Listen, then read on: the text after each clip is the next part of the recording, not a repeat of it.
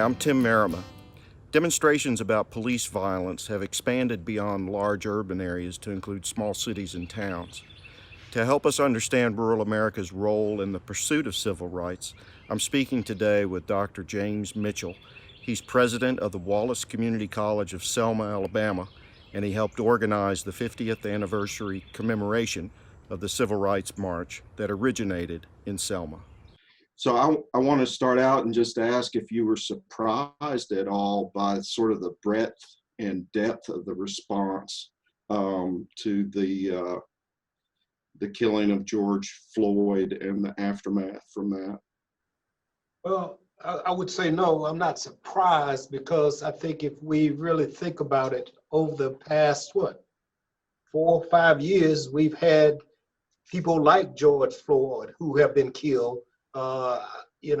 And when I say that, I'm not minimizing what's happening, or I'm not condoning all of the violence that's taking place now, but in terms of recognizing why it's happening and what it is, that it's nothing new. In other words, we have seen it before.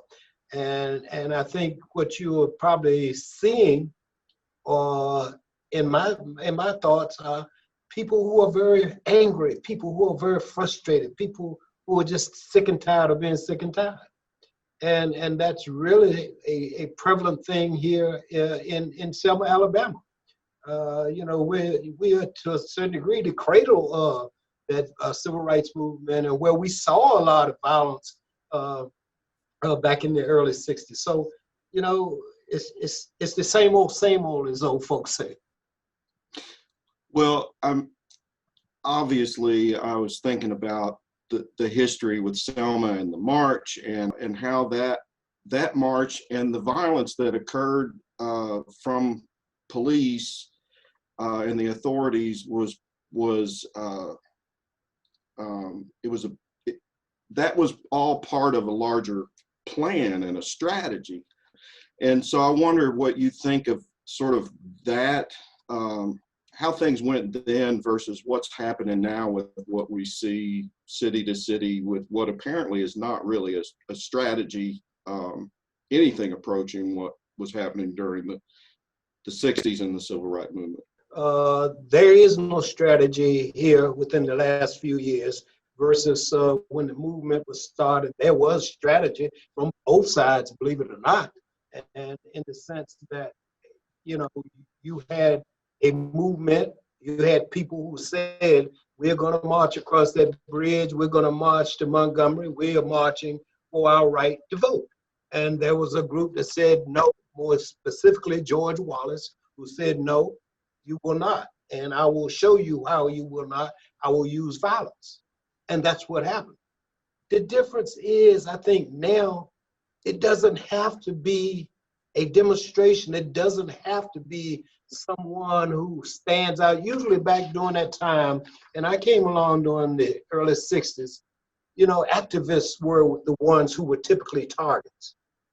But now someone walking down the street, someone who police just decide that they're going to stop them and rouse them and shake them down, as we call it, and a person's life is lost for something so simple as they claim a $20 counterfeit bill.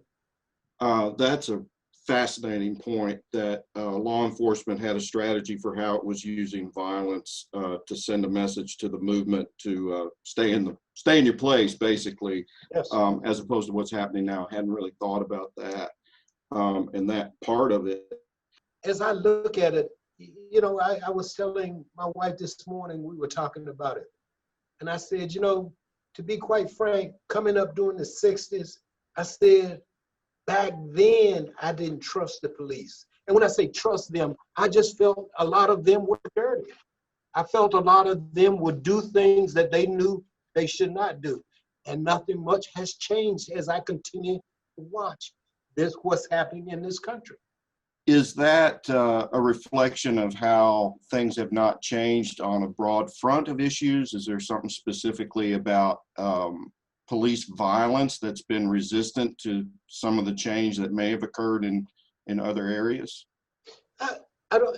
I think it's the same in the sense that over a year ago, I wrote an article, and it was entitled "The Senseless Killing of Unarmed Black Men." And during that time, I simply said, and again, let me preface that by saying I'm not trying to label all cops as bad, and I want to make that clear.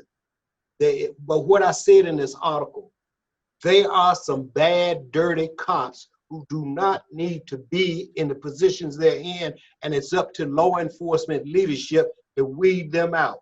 I went on to preface it with the idea we have bad educators, and it's our responsibility to get them out of the system if they are bad educators.